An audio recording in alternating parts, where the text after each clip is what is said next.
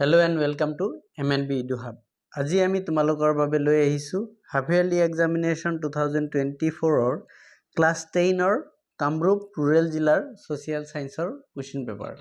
তোমালোকে যদি চেনেলটোলৈ পোন প্ৰথমবাৰৰ বাবে আহিছা চেনেলটো সাবস্ক্ৰাইব কৰি ৰাখিবা আৰু নটিফিকেশনটো অন কৰি ৰাখিবা।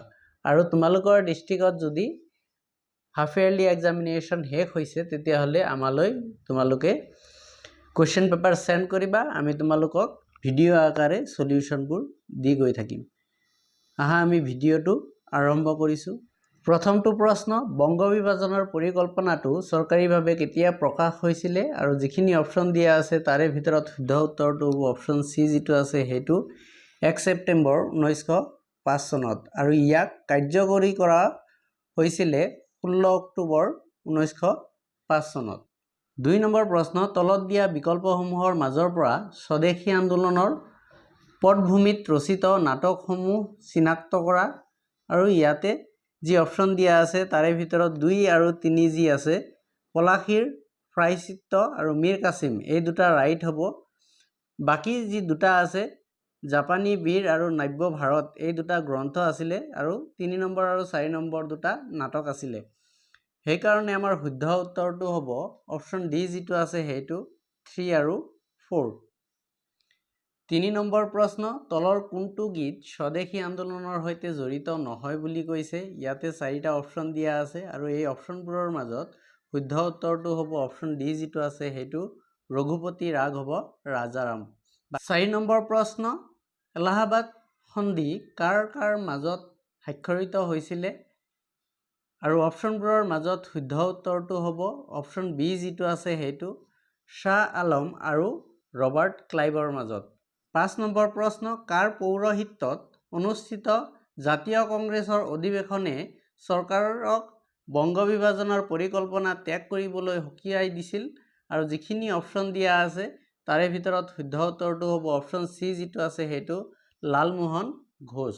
এই অধিৱেশনখন 1903 চনত মাদ্ৰাজত অনুষ্ঠিত হৈছিল। 6 নম্বৰ প্ৰশ্ন, তলত দিয়া পৰিঘটনাবোৰ ক্ৰম অনুসৰি সজোৱা। ইয়াতে 1 নম্বৰত ৰাওলাট আইন দিছে যিটো আমাৰ 1919 চনত সংগঠিত হৈছিল। তাৰপিছত সাম্প্ৰদায়িক বাটোৱাৰা এইটো হৈছিল 1932 চনত। 3 নম্বৰত দিছে গান্ধী আৰউইন চুক্তি যিটো নেকি হৈছিল 1931 চনত আৰু 4 নম্বৰত অসহযোগ আন্দোলন 1920 চনত। আৰু যদি আমি এইটো সিকুৱেন্সত যাওঁ তেতিয়াহ'লে অপচন বি যিটো আছে সেইটো আমাৰ শুদ্ধ উত্তৰ হ'ব। তাৰমানে প্ৰথমতে ৰাওলাট আইন, তাৰপিছত অসহযোগ আন্দোলন, তাৰপিছত গান্ধী আৰউইন চুক্তি আৰু শেষত সাম্প্ৰদায়িক বাটোৱাৰা। নেক্সট 7 নম্বৰ প্ৰশ্ন, প্ৰশ্নটো হ'ল ঐক্যবদ্ধ বংগ এটা বৃহৎ শক্তি দ্বিখণ্ডিতকৰণে বৃহৎ বংগ শক্তিক ভাঙি চিঙি চুৰমাৰ কৰিব। উক্ত বাক্য শাৰীৰ লগত কোনসকল ব্যক্তি জড়িত চিনাক্ত কৰি শুদ্ধ বিকল্পটো বাছি উলিওৱা। এই বাক্য শাৰীৰ লগত হাৰ্বাৰ্ট ট্ৰিছলে আৰু লৰ্ড কাৰ্জন জড়িত। হাৰ্বাৰ্ট ট্ৰিছলেয়ে ৰবাৰ্ট কাৰ্জনক লৈকে এখন লেটাৰ লিখিছিলে আৰু এই লেটাৰত এই বাক্যষাৰ লিখিছিলে তেখেতে। তাৰমানে 1 আৰু 4 শুদ্ধ হ'ব। সেইকাৰণে অপচন সি যিটো আছে সেইটো ৰাইট এনসাৰ হ'ব। 8 নম্বৰ প্ৰশ্ন, বংগলক্ষী কটন মিলৰ প্ৰতিষ্ঠাপক কোন আছিলে আৰু অপচনবোৰৰ মাজত শুদ্ধ উত্তৰটো হ'ব অপচন ডি যিটো আছে সেইটো নীলৰতন চৰকাৰ। 9 নম্বৰ প্ৰশ্ন, যিকোনো এজন মানুহক বিনা বিচাৰে কাৰাগাৰত নিক্ষেপ কৰিবলৈ চৰকাৰক অধিকাৰ প্ৰদান কৰা আইনখন হ'ল আৰু অপচনবোৰৰ মাজত শুদ্ধ উত্তৰটো হ'ব অপচন বি যিটো আছে সেইটো ৰাওলাট আইন। 10 নম্বৰ প্ৰশ্ন, তলত দিয়াবোৰ মিলোৱা। ইয়াতে দুটা পাৰ্ট দিয়া আছে সেকশন এ আৰু সেকশন বি, এই দুটা মিলিয়াব লাগে আমাৰ। জালিয়ানৱালাবাগৰ হত্যাকাণ্ড এইটো আমাৰ 1919 চনত হৈছিল, এইটো আমি সকলোৱে জানো। এইটো আমাৰ এ যিটো আছে এইটো 3 লগত মিল খাব। দাণ্ডি মাৰ্চ দাণ্ডি যাত্ৰা এইটো আমাৰ 1930 চনত। বি যিটো আছে এইটো 1ৰ লগত মিল খাব। গান্ধী আৰউইন চুক্তি যিটো আছিলে এইটো হৈছিলে 1931 চনত, মানে এইটো চি নম্বৰটো 4ৰ লগত মিল খাব। আৰু প্ৰত্যক্ষ দাবী দিৱস এইটো আমাৰ 1946, মানে 2ৰ লগত মিল খাব।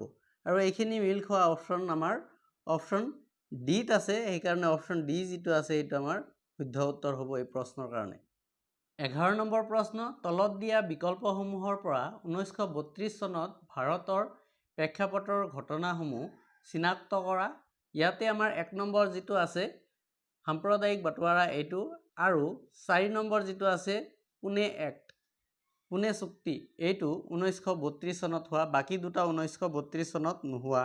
সেইকাৰণে আমাৰ অপশ্যন বি যিটো আছে সেইটো আমাৰ শুদ্ধ উত্তৰটো হ'ব, য'ত নেকি কোৱা হৈছে 1 আৰু 4 শুদ্ধ বুলি।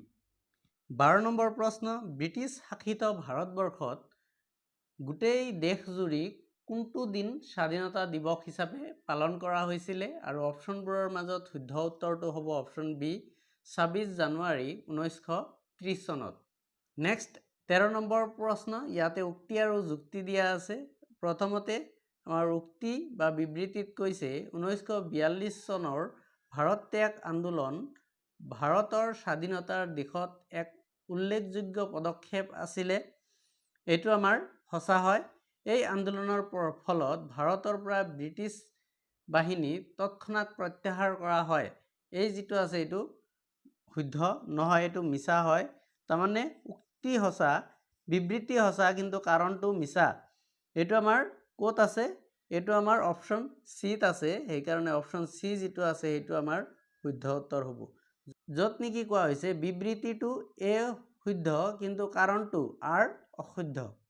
14 নম্বৰ প্ৰশ্ন, তলত দিয়া নেতাসকলক ভাৰতীয় জাতীয় কংগ্ৰেছৰ সভাপতি হোৱাৰ ক্ৰমত সজোৱা। ইয়াতে আমাৰ প্ৰথমতে হৈছিল এনি বেচাণ্ট, তাৰপিছত মহাত্মা গান্ধী, তাৰপিছত জৱাহৰলাল নেহৰু, আৰু শেষত সুভাষ চন্দ্ৰ বোস। আৰু এইটো আমাৰ ছিকুৱেঞ্চত অপশ্যন এত আছে, সেইকাৰণে অপশ্যন এ যিটো আছে এইটো আমাৰ ৰাইট এনচাৰ হ'ব। 15 নম্বৰ প্ৰশ্ন, কোনখন ব্ৰিটিছ আইনক দাণ্ডী যাত্ৰাৰ দ্বাৰা প্ৰত্যক্ষভাৱে প্ৰত্যাহ্বান জনোৱা হৈছিলে? আৰু যিখিনি অপশ্যন আছে তাৰে ভিতৰত শুদ্ধ উত্তৰ অপশ্যন বি, লোন আইন। নেক্সট 16 নম্বৰ প্ৰশ্ন, তলত দিয়াবোৰ মিলোৱা। ইয়াতে ক আৰু খ অংক দিয়া আছে, এইটো আমি মিলাব লাগে। চৌৰি চৌৰাৰ ঘটনা, ইয়াৰ লগত অসহযোগ আন্দোলন বাতিল কৰা হৈছিলে, তাৰমানে 1 যিটো আছে সেইটো আমাৰ চিৰ লগত মিল খাব, 1 to চিৰ লগত মিল খাব। খিলাফত আন্দোলন, খিলাফত আন্দোলন যিটো আছিলে সেইটো আমাৰ ব্ৰিটিছ শাসনৰ বিৰুদ্ধে হিন্দু মুছলমানৰ একতাৰ সূচক আছিলে, ডিৰ লগত মিল খাব। মহাত্মা গান্ধী অসহযোগ আন্দোলনৰ নেতা আছিলে, আৰু উপাধি আত্মসমৰ্পণ কৰা এইটো আছিলে ব্ৰিটিছে প্ৰদান কৰা সন্মান প্ৰত্যাখ্যান, এইটো আমাৰ 1ৰ লগত মিল খাব। আৰু এই অনুসৰে যদি আমি যাওঁ তেতিয়াহ'লে আমাৰ যিটো অপশ্যন বি আছে সেই অপশ্যন বিটো আমাৰ ৰাইট এনচাৰ হ'ব এই প্ৰশ্নটোৰ বাবে। 17 নম্বৰ প্ৰশ্ন, তলত দিয়া বিকল্পসমূহৰ পৰা 1857 চনত অসমত হোৱা বিদ্ৰোহৰ বিফলতাৰ কাৰণ চিনাক্ত কৰা।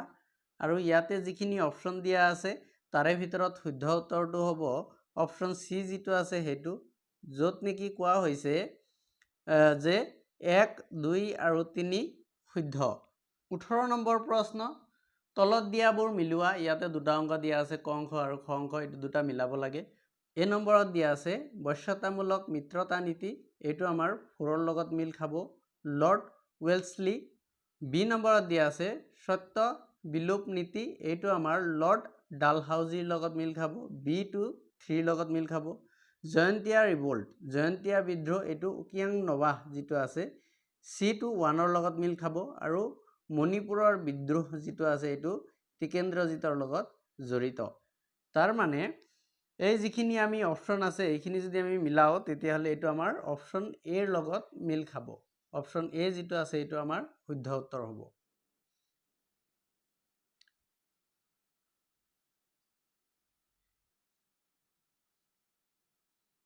19 নম্বৰ প্ৰশ্ন, অসমীয়া কৃষকৰ পৰা ভূমি হ্ৰাস বৃদ্ধি নিৰ্ধাৰণৰ বিৰুদ্ধে কোনে মুফত মিৰ্জ চাহাবক আৰ্জি লিখিছিলে আৰু অপশ্যনবোৰৰ মাজত শুদ্ধ উত্তৰ অপশ্যন বি আনন্দৰাম ঢেকিয়াল ফুকনে 20 নম্বৰ প্ৰশ্ন তলৰ কোনটো কৃষক বিদ্ৰোহ আফু খেতিৰ লগত জড়িত আৰু অপশ্যনবোৰৰ মাজত শুদ্ধ উত্তৰ অপশ্যন সি যেটো আছে হেতু ফুলগুৰিৰ ধাৱা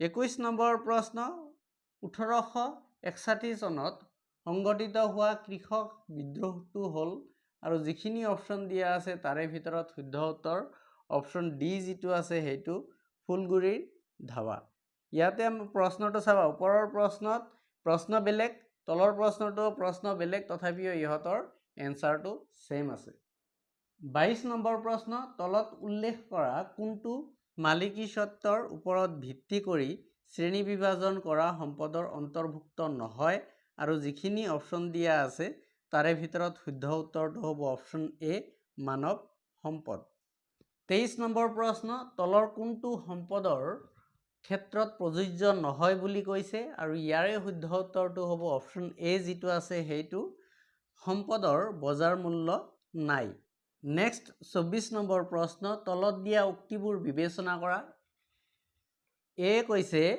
যে মানুহ সম্পদৰ সৃষ্টিকৰ্তা এটো হসা নহয় কাৰণ সকলো সম্পদৰ সৃষ্টিকৰ্তা মানুহ নহয় প্ৰাকৃতিকভাৱেও বহুত সম্পদ সৃষ্টি হয় আৰত কৈছে সম্পদসমূহক ব্যৱহাৰৰ উপযোগী কৰিবলৈ মানুহৰ কাৰ্যদক্ষতা শিক্ষা প্ৰযুক্তি আৰু আগ্ৰহৰ প্ৰয়োজন এটো হসা হয় আৰ যেটো কৈছে এটো হসা তাৰ মানে এ অশুদ্ধ আৰু আৰ শুদ্ধ বা আৰ শুদ্ধ অনলি এটো আমাৰ অপশ্যন সিত আছে যত নেকি কৈছে যে কেৱল আৰ শুদ্ধ এটোই আমাৰ ৰাইট এনসাৰ হ'ব নেক্সট 25 নম্বৰ প্ৰশ্ন তলত দিয়া বিকল্পসমূহৰ পৰা ব্যক্তিগত সম্পদ চিনাক্ত কৰা ইয়াতে যেটো আমাৰ কৰ্মদক্ষতা অপশ্যন 2 আছে হেতু আমাৰ ব্যক্তিগত সম্পদ হয়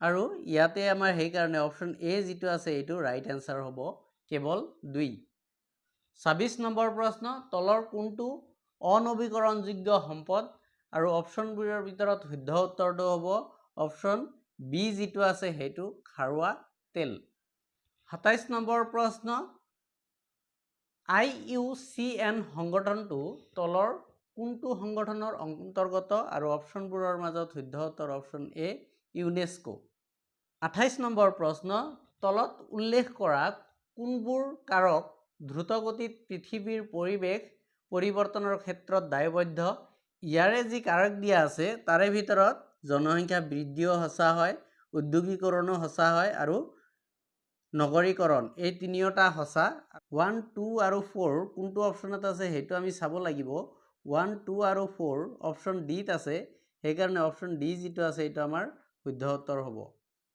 29 নম্বৰ প্ৰশ্ন এচিড বৰষুণ সাধাৰণতে ক'ত সৃষ্টি হয় হেতু সুধিছে আৰু অপশ্যনবোৰৰ মাজত শুদ্ধ উত্তৰটো হ'ব অপশ্যন এ ঔদ্যোগিক অঞ্চলত 30 নম্বৰ প্ৰশ্ন তলৰ কোনটো বিলুপ্তিপ্ৰায় প্ৰাণী আৰু অপশ্যনবোৰৰ মাজত শুদ্ধ উত্তৰটো হ'ব অপশ্যন সি যেটো আছে হেতু বৰ টুকুলা অপশ্যন সি যেটো আছে এটো ৰাইট এনসাৰ হ'ব 31 নম্বৰ প্ৰশ্ন সম্প্ৰতি পৃথিৱীৰ স্থলভাগৰ কিমান শতাংশ মৰুকৰণৰ কবলত পৰিছে আৰু অপশ্যনবোৰৰ মাজত শুদ্ধ উত্তৰটো হ'ল অপশ্যন সি যেটো আছে হেতু 35% 32 নম্বৰ প্ৰশ্ন তলৰ কোনটো গোলকীয় উত্তাপৰ প্ৰত্যক্ষ পৰিণতি আৰু অপশ্যনবোৰৰ মাজত শুদ্ধ উত্তৰ অপশ্যন সি যেটো আছে হেতু হ'ল সাগৰৰ জলপৃষ্ঠ বৃদ্ধি 33 নম্বৰ প্ৰশ্নটো হ'ল তলত দিয়া পৰিঘটনাসমূহ সঠিক ক্ৰমত সজোৱা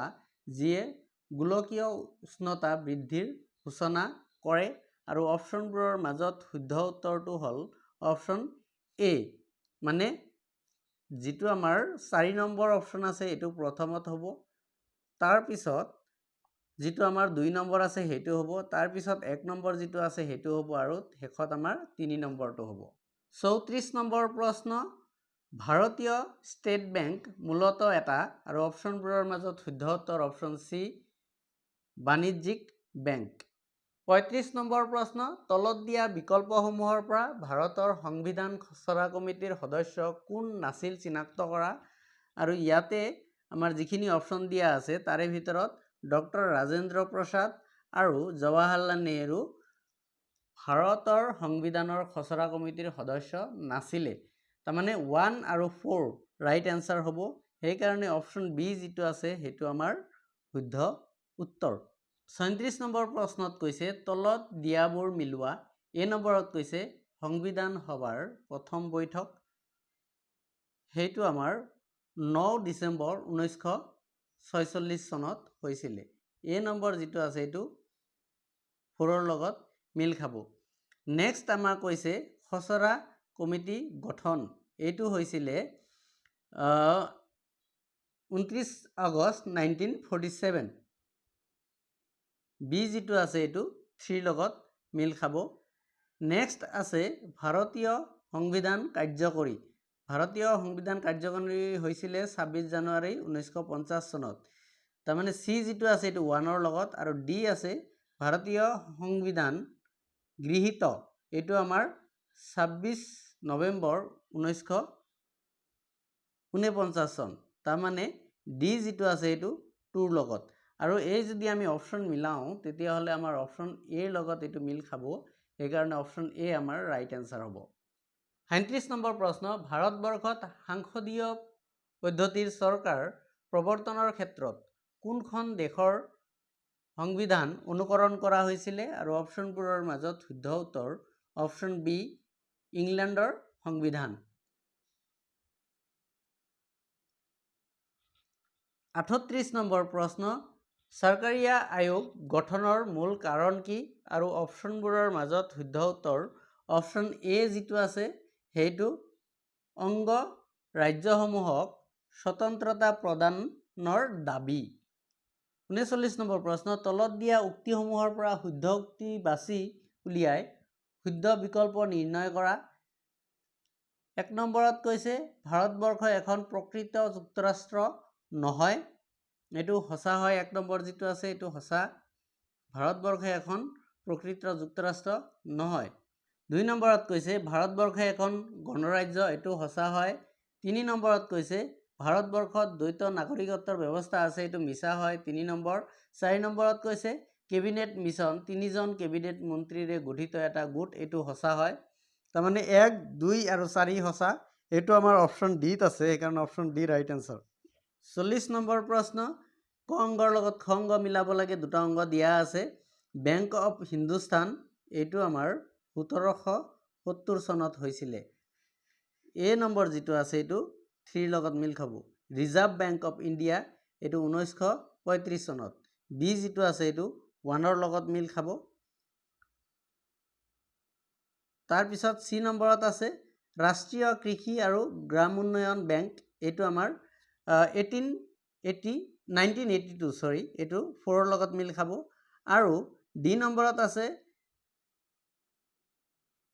ভাৰতীয় ক্ষুদ্ৰ উন্নয়ন বেংক এইটো আমাৰ 1990 চন মানে ডি নম্বৰটো 2ৰ লগত মিল খাব। আৰু এইটো অপশ্যন মিলোৱা আমাৰ অপশ্যন বি আছে সেইকাৰণে অপশ্যন বি যিটো আছে এইটো শুদ্ধ উত্তৰ হ'ব। 41 নম্বৰ প্ৰশ্ন ভাৰতীয় সংবিধানৰ 1976 চনত হোৱা 42 নং সংশোধনী মতে কোনটো শব্দ প্ৰস্তাৱনাত সংযোজন কৰা হৈছিলে আৰু অপশ্যনবোৰৰ মাজত শুদ্ধ উত্তৰ অপশ্যন ডি সমাজবাদী। 42 নম্বৰ প্ৰশ্ন সংবিধান সভাৰ প্ৰথম বৈঠকত কোনে সভাপতিত্ব কৰিছিল?